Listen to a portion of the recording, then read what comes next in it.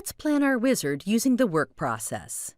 We have a list of contacts in which the names display as one entity of first and last name. We want to split the contact's name into a first and last name. In order to do that, we first create a representation of the name as it is today, as in creating the variable name using the setValue command. Then, create another command that splits the first and last name into two variables.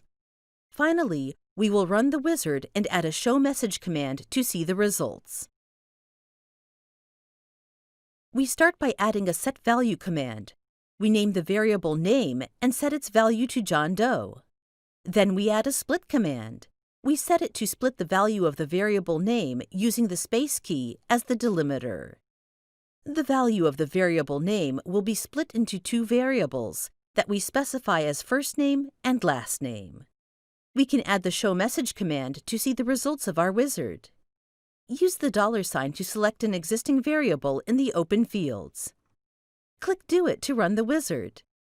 You can see that the wizard returns the result first name John and last name Doe, as expected. Thanks for watching.